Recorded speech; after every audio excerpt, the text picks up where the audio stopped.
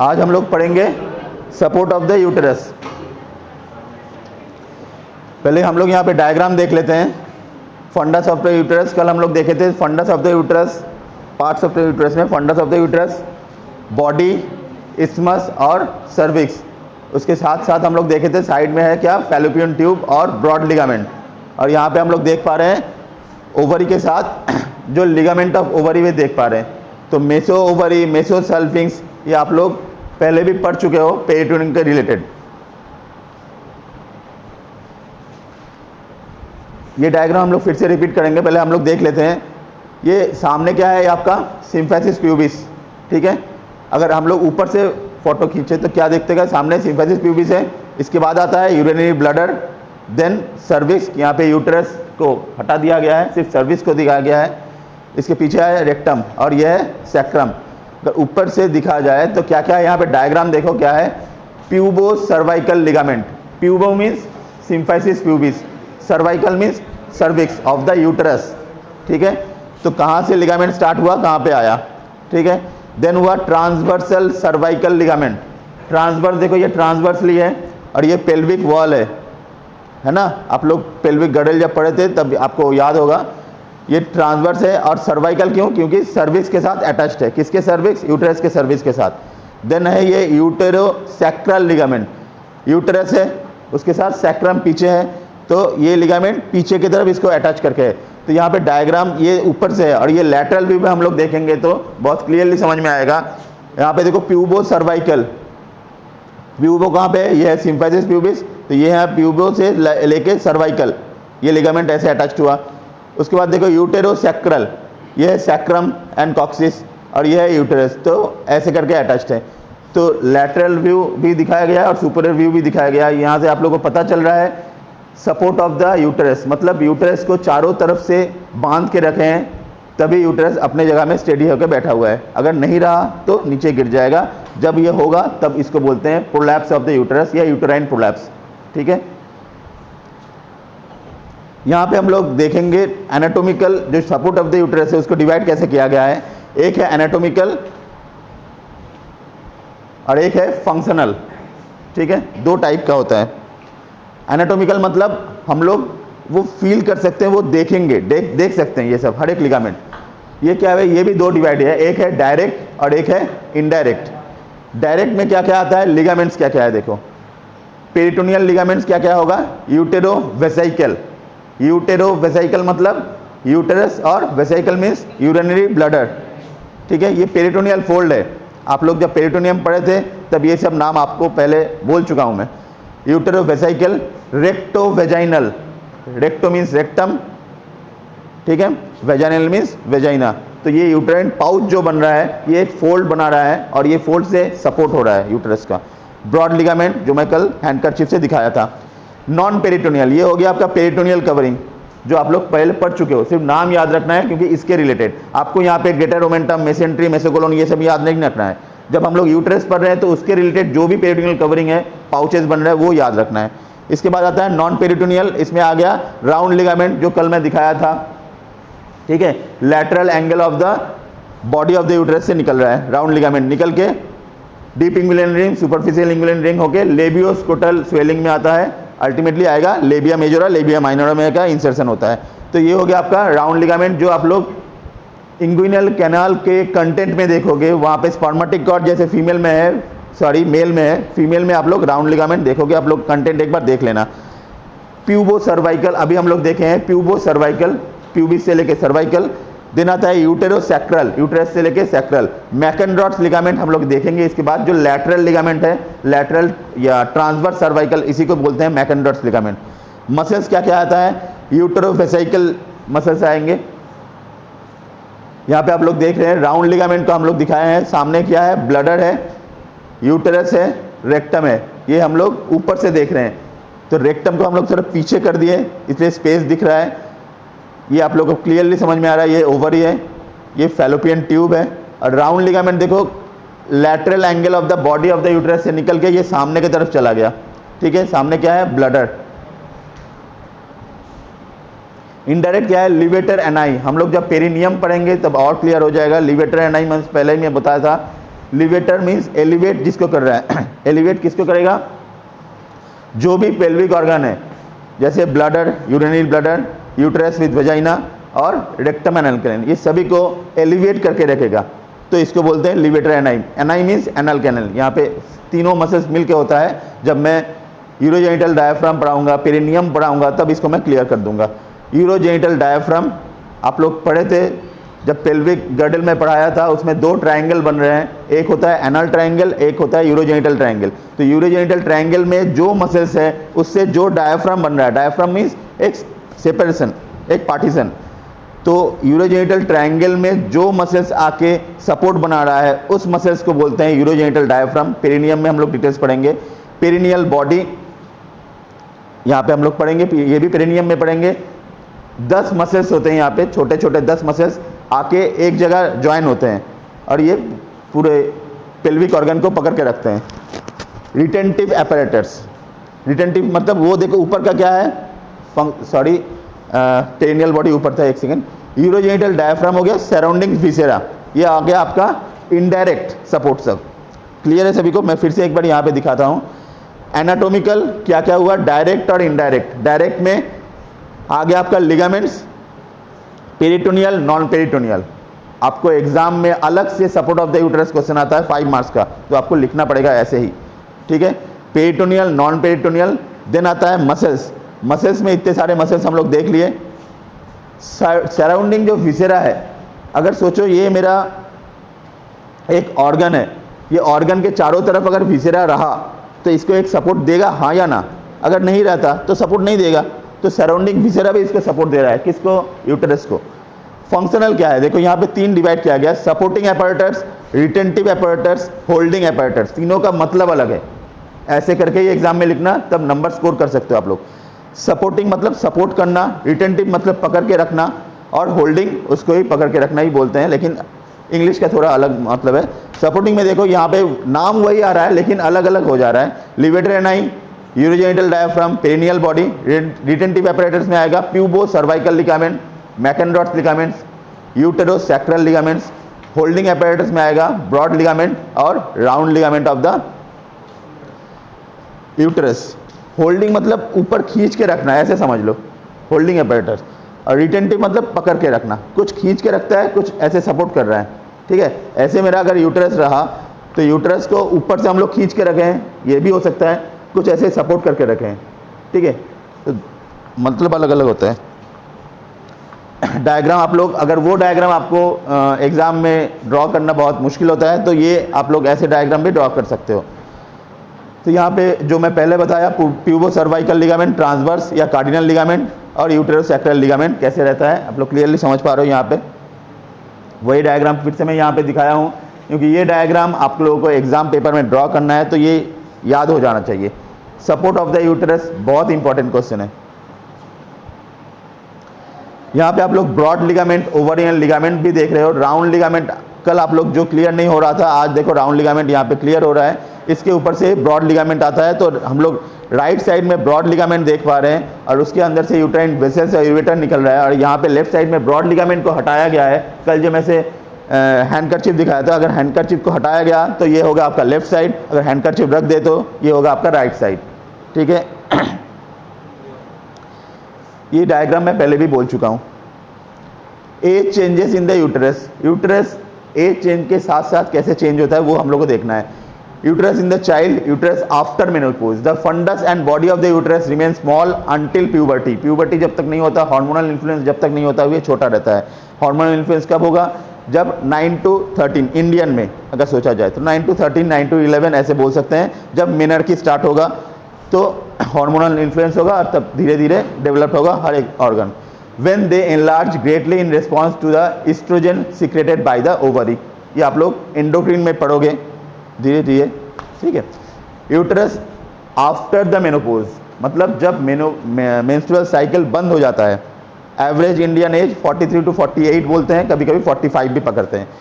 तो after menopause the uterus atrophies, uterus छोटा हो जाता है and become smaller and less vascular, छोटा हो जाता है और वहाँ पे ब्लड सप्लाई कम हो जाता है, तो धीरे धीरे वो छोटा हो जाता है। कोई भी जगह में अगर ब्लड सप्लाई सही तरह से होगा तो वो धीरे धीरे ग्रोथ करेगा, अगर ब्लड सप्लाई कम हो गया तो ग्रोथ नहीं करेगा, ये तो क्लियर है। These changes occur because the ovary no longer produce estrogen and produce progesterone. यहाँ पे देखो no longer progesterone and estrogen, यहाँ पे देखो यहाँ पे estrogen सीक्रेट हो रहा है। तो यही डिफरेंस है, हार्मोनल इन्फ्लुएंस के साथ साथ डेवलप होता है। यहाँ पे मैं डायग्राम से दिखाया हूँ न्यू बॉर्न बेबी में कैसे रहता है, 4 इयर्स ओल्ड में कैसे रहता है, प्यूबर्टी में कैसे चेंज होता है, नलीपेरस एडल्ट नलीपेरस मतलब प्रेग्नेंट जब तक नहीं हो रहे उसका यूट्रस कैसा होता है, ये मल्टीपेरस एडल्ट में, मल्टीपेरस मतलब बहुत बार प्रेग्नेंट हो चुके हैं ऐसे यूट्रस, और ये पोस्ट मेनोपोजल, ये पोस्ट मेनोपोजल, और यहाँ पे देखो ऑलमोस्ट सेम हो जाता है, कितना छोटा हो गया है। ठीक है, यूट्रस इन प्रेगनेंसी, यूट्रस जब डेवलप करता है प्रेगनेंसी के टाइम में तो कैसे कैसे डेवलप करता है ये आप लोग देख लो, ये आप लोग डिटेल्स में पढ़ोगे ऑब्स्टेट्रिक्स में, गायनी में नहीं पढ़ोगे, ये ऑब्स्टेट्रिक्स में पढ़ोगे। तो during pregnancy uterus become greatly enlarge as a result of increasing production of oestrogen and progesterone, first by the corpus luteum of the uterus and later by the placenta. At first it remains as a pelvic organ, at first it remains as a pelvic organ, पहले ये pelvic organ ही रहता है। ये 3, 4, 5, 6, 7 ये क्या लिखा हुआ है, ये मंथ है। ठीक है, 9 मंथ में डेवलप जो होता है ये मंथ का हिसाब से है। डिटेल्स में आप लोग ऑप्स में पढ़ोगे, इसको लेके एक बुक है, ठीक है, वो तो अलग बात हो गया। तो यहाँ पे at first it remains as a pelvic organ, by the 3rd month of the fundus rises out the pelvis. ठीक है, नॉर्मली यूट्रस कहाँ पे रहता है, पेल्विक ऑर्गन में रहता है। जब प्रेग्नेंट हुआ, नॉर्मली नहीं होता ना, जब प्रेग्नेंट होता है तभी ये देखो धीरे धीरे ऊपर की तरफ आएगा। 3rd मंथ में the fundus rises out the pelvis आया। The 9 month it reaches the xiphoid process. अभी जिफॉइड प्रोसेस कहाँ पे है मुझे नहीं पता, आप लोगों को पता होगा। तो देखो यहाँ पे धीरे धीरे ये पेल्विक ऑर्गन है, धीरे धीरे ऊपर बढ़ रहा है। और हम लोग कैसे करते हैं, कोई भी फीमेल पेशेंट को हम लोग जब यूट्राइन फंडल हाइट मापते हैं, आप लोग जब ऑब्स्टेट्रिक क्लिनिकल प्रैक्टिस करोगे तो फंडल हाइट देखते हैं, तो लेफ्ट हैंड का जो लिटिल फिंगर का ये रेंज है इसको हम लोग पकड़ते हैं, ये होता है फंडल हाइट। फंडल हाइट जहाँ पे होगा ये हम लोग मेजरमेंट करते हैं, तो बोल देते हैं यूएसजी करने के पहले भी अगर फंडल हाइट से हम लोग मेजरमेंट कर सकते हैं ये कितने मंथ का प्रेगनेंसी है, 3rd month, 6th month, 4th month. ठीक है, ये 9th मंथ तक ऊपर तक गया, कहाँ तक, जिफॉइड प्रोसेस तक। उसके बाद डॉटेड लाइन है। डॉटेड लाइन क्यों है, डॉटेड लाइन मतलब उसके बाद जो होता है, जो हेड ऑफ द फिटस है वो एंगेज होता है। ये पूरा ही ऑब्स्टेट्रिक्स का मैटर है, थोड़ा मैं बोल देता हूँ क्योंकि थोड़ा आप लोगों को इंटरेस्ट आएगा। जो हेड ऑफ द फिटस है वो एंगेज होता है, मीन्स पेल्विक ऑर्गन में पेल्विक कैविटी के अंदर धीरे धीरे नीचे की तरफ आता है और इंटरनल ऑस से एक्सटर्नल ऑस की तरफ आ रहा है। मैं कल बोला था इंटरनल ऑस क्या है, एक्सटर्नल ऑस, तो वहाँ पे एंगेज हो रहा है धीरे धीरे, सिर्फ धीरे धीरे नीचे आएगा, आप लोग वीडियो देख सकते हो। तो वो जब धीरे धीरे नीचे आएगा तो ऊपर से पेल्विक जो फंडल हाइट है वो भी ऊपर से नीचे आएगा 9th मंथ से, इसलिए 10th मंथ में डॉटेड लाइन करके दिखाया गया है। The increase in size largely the result of the hypertrophy of the smooth muscle fibers of the myometrium, although the some the hyperplasia take place। यहाँ पे आप लोग देख सकते हो ये है नॉर्मल प्री प्रेगनेंसी, मतलब प्रेगनेंसी के पहले जो हम लोग डिसेक्शन कर रहे हैं उसमें ये नॉर्मल ऐसे रहता है, स्मॉल इंटेस्टाइन, लार्ज इंटेस्टाइन, हर एक पेल्विक हर एक ऑर्गन। अगर प्रेग्नेंट हुए तो बेबी अगर यहाँ पे रहा तो इंटेस्टाइन कहाँ पे चला जाएगा, और यूट्रस डेवलप होता है तो कैसे ऊपर तक चला जाता है, ये मैं दिखाने के लिए ये फिगर मैं यहाँ पे दिया हूँ। आप लोग देखो यहाँ पे इंटेस्टाइन कहाँ पे है, आफ्टर प्रेगनेंसी इंटेस्टाइन कहाँ पीछे चला गया, यूट्रस सर्विस कितना बड़ा हो जाता है। ठीक है, ये डायग्राम से आप लोग क्लियरली समझ पा रहे हो। मैं सभी को देखने के लिए बोलूँगा, यहाँ पे डिटेल्स में मैं बोलूँगा, एम्ब्रियोलॉजी में जब पढ़ाऊँगा तो मैं बोलूँगा। ये आपका सर्वाइकल कैनल आप लोग समझ रहे हो, नॉर्मली ये ऐसा ही रहता है। ये भी आप लोग ऑप्शन में पढ़ोगे, वर्टेक्स पोजीशन, ब्रिज प्रेजेंटेशन, बहुत सारा प्रेजेंटेशन होता है। ये सिर ऐसे रहता है, वह सर्वाइकल कैनल से धीरे धीरे धीरे नीचे आएगा, फिर ये घूमेगा, घूमने के बाद ये बाहर की तरफ आएगा। वो मैकेनिज्म ऑफ लेबर में आप लोग पढ़ोगे। अभी हम लोग पढ़ेंगे एप्लाइड एनाटॉमी ऑफ यूट्रस। पहले आता है यूट्राइन प्रोलैप्स। तो ये प्रोलैप्स पढ़ने के लिए हम लोग सपोर्ट ऑफ द यूट्रस याद होना चाहिए। जो muscles, ligaments, peritoneal, non peritoneal जो कवरिंग है, अगर वो सपोर्ट सही तरह से नहीं रहा तो हो जाएगा क्या, प्रोलैप्स, अपने जगह से नीचे आ जाएगा। तो यहाँ पे क्या बोला गया है, फॉलिंग डाउन और डाउनवर्ड डिस्प्लेसमेंट्स। जो अपने जगह था वहाँ से नीचे आ जाएगा, डाउनवर्ड डिस्प्लेसमेंट। कॉज क्या है? Weakening of the supporting ligament and pelvic musculature associated with the age और डिजीज। एज के साथ साथ सभी मसल्स लूज एंड लैक्स हो जाते हैं। अभी मेरा मसल कितना टाइट है, मैं जब 90 ईयर्स का रहूँगा, ठीक है, तब मेरा ये स्किन का ये सब ये चला जाएगा, लेस्चर ज़्यादा चला जाएगा। ट्रॉमाटिक वेजाइनल डिलीवरी, कभी कभी होता है जब वेजाइनल डिलीवरी होता है तो ट्रॉमा भी हो जाता है, ठीक है, डॉक्टर से भी हो जाता है। कभी कभी पहले क्या होता था, तब डॉक्टर नहीं थे, दाई माँ कोई वगैरह नहीं था, घर पे ही हो जाता था तो रप्चर हो जाता था, पेरिनियल टीयर हो जाता था, वेजाइनल रप्चर हो जाता, ह्यूज ब्लीडिंग होता था। तो उसके बाद वो लोग क्या करते थे, अल्टीमेटली ये उतना हील नहीं प्रोसेस होता, तो ट्रॉमाटिक वेजाइनल इंजरी में मसल्स रप्चर हो जाता है। Then chronic straining from coughing और डिफिकल्ट बावल मूवमेंट और पेल्विक ट्यूमर। क्रॉनिक किसी का कॉन्स्टिपेशन हुआ, सोचो रोल नंबर 62 का कॉन्स्टिपेशन हुआ और वो प्रेग्नेंट है, चलो ब्रैकेट में बॉयज़ था, अभी लड़की को बना दिए। तो क्रॉनिक अगर कफिंग रहा तो क्या होगा, क्रॉनिक कफिंग में पेट में स्ट्रेन आएगा, तो स्ट्रेन आएगा तो नीचे जो मसल है कंटिन्यूस एक प्रेशर में आएगा, तो उससे भी प्रोलैप्स हो सकता है। और डिफ़िकल्ट बावल मूवमेंट, तो इसके लिए क्या किया जाता है, हर प्रेग्नेंट महिला को एक लैक्सेटिव दिया जाता है या कोई भी मेडिसिन ऐसा दिया जाता है जब उनको रेगुलर बावल हैबिट रहे। कॉन्स्टिपेशन हो गया तो प्रॉब्लम होगा।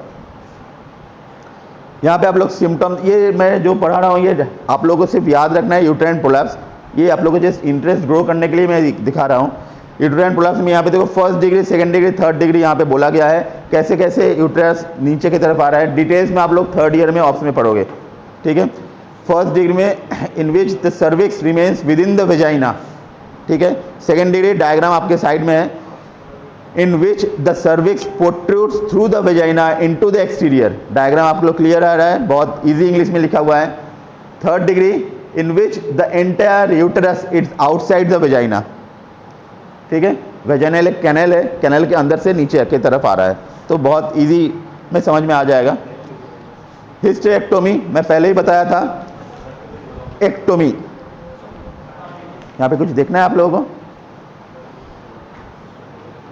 हिस्टेरेक्टोमी, एक्टोमी, टोमी मीन्स काटना, एक्टोमी मीन्स काट के बाहर निकालना, हिस्टेरो मीन्स यूटेरस, आप लोग पढ़ चुके हो। तो यहाँ पे क्या, surgical removal of uterus in the most common gynaecological operation. Indication क्या है, certain types of reproductive system cancer, uterine cancer, cervical cancer, ovarian cancer, endometrial cancer और ट्यूबर यूट्राइन फाइब्रॉइड्स वगैरह होगा तो हिस्टेरेक्टोमी करके निकाल लेते हैं। लेकिन ये करने के पहले हम लोग पूछते हैं फैमिली कंप्लीट है या नहीं, ठीक है। अगर फैमिली कंप्लीट नहीं हो तो हम लोग यूट्रस को काट के नहीं फेंक सकते, ठीक है। और इसमें जब भी करना है उसके पहले हस्बैंड वाइफ दोनों का परमिशन लेना है, उसके बाद ही हम लोग ये कर सकते हैं। Severe and intractable endometritis, chronic pelvic pen, severe from the vaginal prolapse. यहाँ पे बहुत सारा प्रॉब्लम आ सकता है, कंटिन्यू जिसका ब्लीडिंग हो रहा है, ठीक है, मेंस्ट्रुअल फ्लो कंटिन्यू हो ही जा रहा है 2-3 महीना कंटिन्यू, तो पीआईडी बोल सकते हैं, पेल्विक इन्फ्लेमेटरी डिजीज वगैरह आ जाते हैं, एंडोमेट्रियोसिस आता है, बहुत सारा डिजीज आएगा, आप लोग पढ़ोगे थर्ड ईयर में, उसके रिलेटेड होता है तो हिस्टेरेक्टोमी की तरफ हम लोग जाते हैं।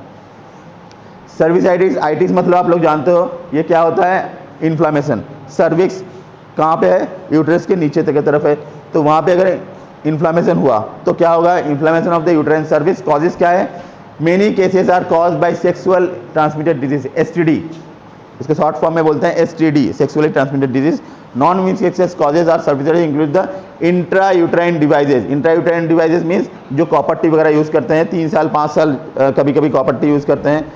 फिर कॉन्ट्रासेप्टिव डायफ्राम होता है, जब आप लोग थर्ड ईयर में पढ़ोगे कॉन्ट्रासेप्शन लेके एक 50 पन्ना का एक पूरा चैप्टर है, ज़्यादा नहीं 50 पन्ना, जितना आप लोगों को इंटरेस्ट लग रहा है ना, लेकिन जब पढ़ने जाओगे और लिखने जाओगे ना तो प्रॉब्लम हो जाएगा। तो कॉन्ट्रासेप्टिव डायफ्राम होता है और एलर्जिक रिएक्शन भी होता है किसी किसी का। कॉपर टी में किसी का एलर्जिक रिएक्शन नहीं होता, लेकिन कोई कोई पर्सन का एलर्जिक रिएक्शन होता है। जैसे मैं अगर प्रॉन खाऊं तो मुझे कुछ नहीं होगा, अगर आप लोग कोई प्रॉन खाओ तो आपका एलर्जिक रिएक्शन होता है। तो अलग अलग ह्यूमन बॉडी के लिए नेचर होता है। तो allergic reaction to the spermicide, जो प्रेगनेंसी नहीं चाहते तो स्पर्मिसाइडल कुछ जेली मिलता है, ठीक है, वो जेली से किसी को प्रॉब्लम होता है, किसी को नहीं प्रॉब्लम होता है। जिसको प्रॉब्लम होगा एलर्जिक रिएक्शन होगा। वही स्पर्मिसाइडल जेली रेगुलर अगर यूज़ करते रहें तो इन्फ्लामेशन होगा, कहाँ पे, सर्विक्स ऑफ द यूट्रस में, ठीक है। फिर लैटेक्स कॉन्डोम भी यूज़ करते हैं, लैटेक्स कॉन्डोम से भी कभी कभी एलर्जिक रिएक्शन होता है, तो इसलिए अभी अभी बहुत सारा कॉन्डोम का अलग अलग वैरायटी आया है। ये थर्ड ईयर में हम लोग पढ़ेंगे वैरायटी ऑफ कॉन्डोम बोल के, अलग एक चैप्टर है। Endometritis infection occurs in the endometrium, हम लोग पढ़ चुके हैं पेरीमेट्रियम, मायोमेट्रियम, एंडोमेट्रियम। अगर एंडोमेट्रियम में कुछ प्रॉब्लम हुआ तो इसको बोलते हैं एंडोमेट्रियोसिस। सिम्टम क्या है? Major symptom endometriosis recurring pelvic pain. हम लोग पेशेंट को हिस्ट्री लेना पड़ता है। पेल्विक पेन, पेन कहाँ पे होता है? लोअर एब्डोमिनल रीजन और पीछे की तरफ लंबर रीजन में, और धीरे धीरे ये पेन कहाँ पे आएगा? थाई रीजन में आएगा। तो स्पेसिफिक पेन होता है, ये आप लोग पेशेंट से पूछोगे, डिटेल्स हिस्ट्री लोगे तब आप लोग पेशेंट से समझ सकते हो। Dysmenorrhoea, dysmenorrhoea means menstrual cycle अगर सही तरह से नहीं हुआ, ठीक है, और पेनफुल हुआ तो dysmenorrhoea. Chronic pelvic pain, chronic means बहुत दिन से हो रहा है, 1 महीना, 2 महीना, 3 महीना, 4 महीना कंटिन्यूस हो रहा है। एक्यूट मीन्स अभी अभी हुआ है 2-4 दिन, तो क्रॉनिक बहुत दिन से हो रहा है, तब इसको डायग्नोसिस करना पड़ता है। डिस्पैरोनिया, पेन ड्यूरिंग इंटरकोर्स, ठीक है, कोई कोई फीमेल ऐसे पार्टनर आते हैं जिसका इंटरकोर्स के टाइम ड्यूरिंग लिबिडो क्या होता है? पेन होता है। उसका जो नॉर्मल सिक्रेशन होना चाहिए, आप लोग, मैं जब एम्ब्रियोलॉजी पढ़ाऊंगा तब मैं बोलूँगा नॉर्मल जो सिक्रेशन होता है वो नॉर्मल सिक्रेशन होता ही नहीं है। अगर नॉर्मल सिक्रेशन नहीं होता है तो अगर पेनिस इंट्रोड्यूस हुआ तो रबिंग होगा तो पेन होता है, तो इसको बोलते हैं डिस्पैरोनिया। डिसयूरिया, डिसयूरिया मतलब ड्यूरिंग यूरिनेशन पेन अगर हुआ तो ये क्या हो सकता है? यूरिनरी ट्रैक्ट इन्फेक्शन में हो सकता है। कोई कोई पेशेंट ऐसे आता है सब काम करते हैं लेकिन पानी पीने को मन नहीं करता। अगर पानी नहीं पिए तो क्या होगा? जो हमारे अंदर टॉक्सिन है वो सही तरह से निकल पाएगा? नहीं निकल पाएगा, वही टॉक्सिन हमारे अंदर रहेगा। और ये कहाँ पे मेनली रहता है? ब्लडर में। ब्लडर में अगर कंटिन्यू रहता रहे, आप लोग जब पढ़े थे ब्लडर में, हम लोग पढ़े थे तो वहाँ पे इन्फ्लेमेशन होता है, तो उससे इरिटेशन होता है, बर्निंग सेंसेशन होता है, बर्निंग मिक्चुरेशन होता है। जब पेशेंट यूरिन करने जाएंगे तो बर्निंग मिक्चुरेशन होगा, उससे यूटीआई होता है, fever with chill and rigor, बुखार वगैरह आ सकता है। तो ये होता है एंडोमेट्रियोसिस का सिम्टम। तो डिटेल्स में आप लोग पढ़ोगे बाद में। Uterine fibroid, it is a leiomyoma, benign non cancerous tumour from smooth muscle tissue that originate from the smooth muscle layer of the uterus. अभी हम लोग पढ़ रहे थे एंडोमेट्रियम में, ये पढ़ रहे थे एंडोमेट्रियम में कुछ प्रॉब्लम है। ये देखो प्रॉब्लम कहाँ पे है? मायोमेट्रियम में प्रॉब्लम है। तो हर एक लेयर में, हिस्टोलॉजिकल लेयर में कहाँ पे क्या प्रॉब्लम है, हर एक जगह का मैं क्लिनिकल एनाटॉमी बोल रहा हूँ, तो आप लोगों को समझ जाना चाहिए। ये क्या है? फाइब्रॉइड ट्यूमर में occur in the various region of the uterus. यहाँ पे भी अलग आप लोग पढ़ोगे, ये फंडल एरिया है, ये एंडोमेट्रियल एरिया है, तो अलग अलग जगह में हो सकता है क्या? आपका फाइब्रॉइड हो सकता है। आप लोग जब यूएसजी रिपोर्ट देखोगे तो ऐसे फाइब्रॉइड का भी रिपोर्ट देख सकते हो। तो यहाँ पे आप लोग ख़त्म कर रहे हैं आज का टॉपिक यूट्रस।